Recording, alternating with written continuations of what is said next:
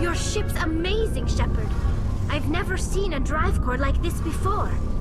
I can't believe you were able to fit it into a ship this small. I'm starting to understand why you humans have been so successful. I had no idea Alliance vessels were so advanced. The Normandy's a prototype. Cutting-edge technology. A month ago, I was patching a makeshift fuel line into a converted tug ship in the flotilla. Now, I'm sitting on board one of the most advanced vessels in Citadel space. I have to thank you again for bringing me along. Traveling on a vessel like this is a dream come true for me. I had no idea you found ship technology so interesting. It comes with being a Quarian. The migrant fleet is the key to the survival of my people. Ships are our most valuable resource. But we don't have anything like this. We make do with cast-offs and second-hand equipment. We just try to keep them running for as long as we can. Some of the fleet's larger vessels date all the way back to our original flight from the Geth. I can't believe your fleet's still using ships that are 3 centuries old. They're constantly being repaired, modified, and refitted. They aren't pretty, but they work. Mostly. We've tried to make ourselves as independent as possible on the flotilla, grow our own food, mine, and process our own fuel. But some things we just can't make on our own. A patch to maintain the hull integrity requires raw materials we just don't have. That's why our pilgrimages are so important. I want to know more about the pilgrimage. When my people reach maturity, we leave our birth ships and seek acceptance with a new crew. It's necessary to maintain genetic diversity among the fleet. But no ship wants to accept someone who will be a burden on them. So, to prove our worth, we embark on a pilgrimage. We set out alone, leaving the flotilla and our families behind us. We only return once we have found something of value we can bring back to the fleet. This is presented as a gift to the captain of the respective ship we wish to join. If the gift is accepted, we are welcomed into the crew. Can a captain choose to reject the gift? That doesn't happen often. Most captains are eager to increase the size of their crew. It increases their own standing in our society. Even when the gift is not particularly valuable, the captain usually accepts it out of a sense of tradition. However, there is a stigma to presenting a substandard gift. It's not the best way to make a good impression on a new community. Most pilgrims don't return until they find something worthwhile.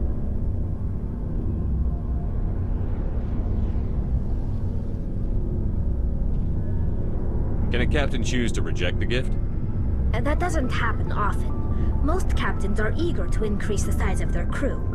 It increases their own standing in our society. Even when the gift is not particularly valuable, the captain usually accepts it out of a sense of tradition. However, there is a stigma to presenting a substandard gift. It's not the best way to make a good impression on a new community. Most pilgrims don't return until they find something worthwhile. I can't believe they just send you off alone. It's not like they just cast us out. Before we leave, we are given lessons in how to survive outside the flotilla, and given gifts to help us on our journey. We also receive implants to fight off sickness and disease. Generations of living in an isolated and highly controlled environment have left our immune systems weaker than most. By the time we leave the fleet, we are well equipped for the pilgrimage. This is a rite of passage for all Quarians. If it were dangerous, our numbers would suffer. Virtually every pilgrimage ends with a triumphant return and the ritual presentation of the gift to one of the fleet's captains. I want to talk about something else. Like what? I want to know more about the geth. I doubt I can tell you anything you don't already know. It's been almost 3 centuries since they drove my people into exile. All I know is the story of their origins, what they were when we created them, and how they turned on us. Interesting. The Geth were originally created to serve as an automated manual labor force. Initially, their intelligence was as limited as any VI. Over time, we made small modifications to their programming to allow them to perform more varied and complex tasks, bringing them closer and closer to true AI status. How come the Council didn't step in and stop you? This wasn't true AI research. We may have been skirting the bounds of the law, but we never did anything that was actually illegal. The changes were so insignificant, so gradual, that we were able to control them. Or so we thought. But one thing we underestimated was the power of the neural network. A million geth thinking simultaneously created an inherently unstable matrix. So, the geth share brain power? Many of the geth's logic systems were designed to work in concert with other nearby geth. Basically, the more of them you have in the group, the smarter they are. So there's some sort of group consciousness? No, nothing like that. They cannot share sensory data or information. Their programming cannot handle that much simultaneous input. Each geth maintains an individual awareness and identity. The neural network only operates on a process-based level. It's basically the synthetic equivalent of a subconscious. But when they're in close proximity, they can coordinate low-level functional processes, freeing up more capacity for original or independent thought. That doesn't make any sense. I'm probably oversimplifying. The geth are incredibly advanced and complex creations.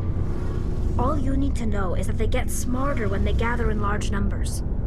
As we built more and more geth, their effective intelligence became more sophisticated, more abstract. One day, a geth began to ask its quarian overseer questions about the nature of its existence. Am I alive? Why am I here? What is my purpose? As you can imagine, this caused a near panic among my people. I don't see what's so bad about those questions. The geth were created to engage in mundane, repetitive, or dangerous manual labor. That's fine for machines, but it won't satisfy a sentient being for long. The geth were showing signs of rudimentary self-awareness and independent thought. If the geth were intelligent, then we were essentially using them as slaves. It was inevitable the newly sentient geth would rebel against their situation. We knew they would rise up against us, so we acted first. A general order went out across all Quarian-controlled systems to permanently deactivate all geth. The geth responded to this order violently. You can't blame them for fighting for their survival. We had no other choice.